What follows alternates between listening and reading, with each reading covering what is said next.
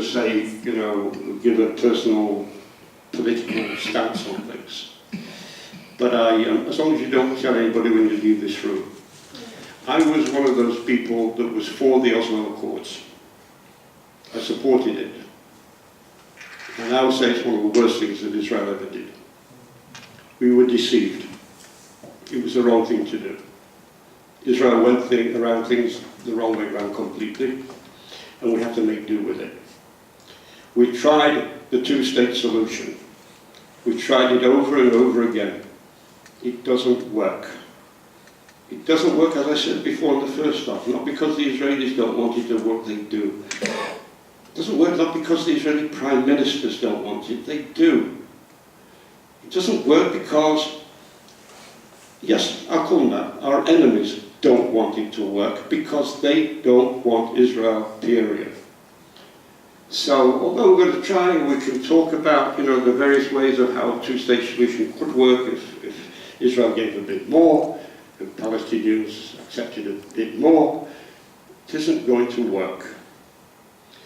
And already there are certain think tanks.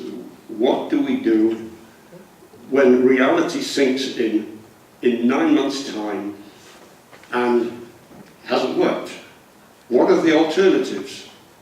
One of the alternatives that I spoke about was Mahmoud Abbas has his plan B. And the Israeli plan B is that Israel doesn't have a plan B, but one of these things being discussed in Israel that it should be. Israel should say, okay, we want to get rid of the Palestinians, we want to divorce from them, they want a state of their own. Instead of them defining what the state would be, we will define what the state would be. Like I said, annex Area C, Jerusalem, all of Jerusalem is Israel's capital and only Israel's capital. And on this point, let me mention one thing here. Why did this thing come from Mahmoud Abbas or Arafat that Jerusalem is the capital? Hands up anybody in the room that can make any connection with Palestinians and Jerusalem as its capital, anywhere. Even in the Quran. Go ahead.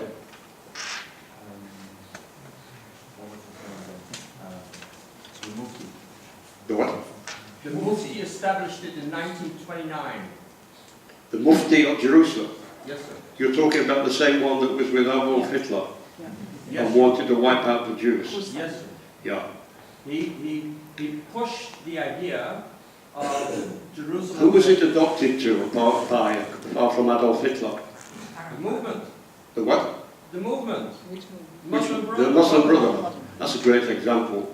That's it. For them it is. Yeah, it is, you're right, because again, coming back to my, my article of Palestinian flags flying over Jerusalem, when I mentioned some of the real estate that's involved, includes, for instance, the Hebrew University. So assuming that Israel is going to be foolish enough to give them Jerusalem, which includes that part of Jerusalem as their capital, and then this new democratic state of Palestine have their election, and then Hamas wins with an overwhelming majority of 70%. I suppose then that the Hebrew University will be renamed the Islamic University. You were going back to why Yeah, coming back onto the thing. Abbas is not really the representative of the Palestinian people. That's the background Right. of your... But I make the point, again, in my article as well, you know, why do they need another place for the capital? They've already got two.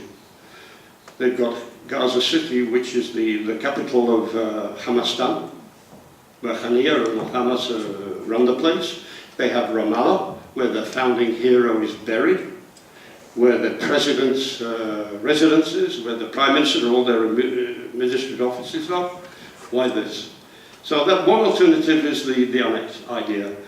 The other idea that's, again, being discussed, there was in the past, I think Eric Sharon was part of it, of Jordan is Palestine, you may remember that.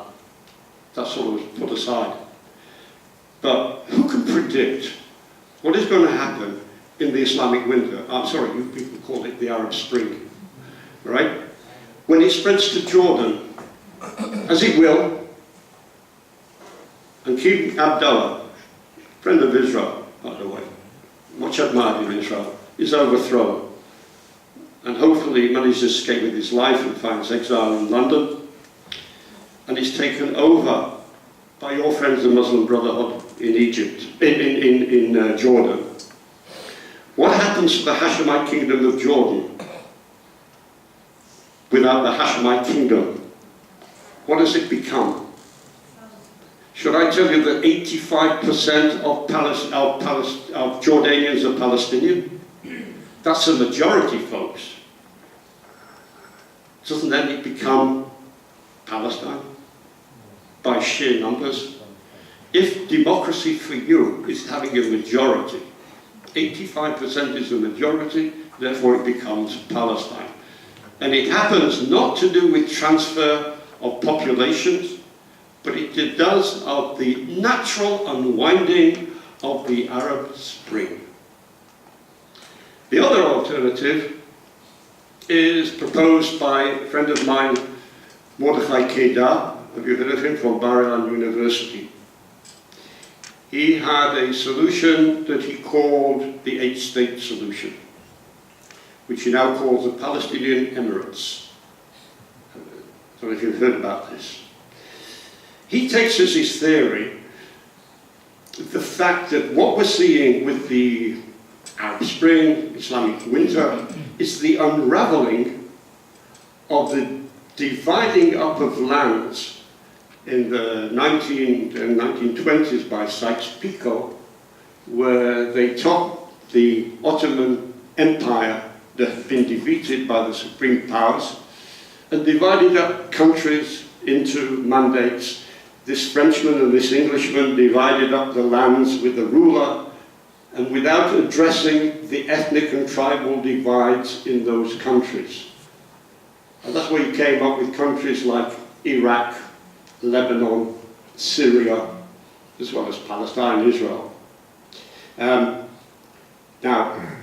the unraveling you're seeing here is mainly along these ethnic tribal lines, which goes to the issue that Mordechai Kedar says, that basically these countries are getting back to their ethnic origins and everything. Now, it makes another point. With all this chaos, mayhem, and murder going on,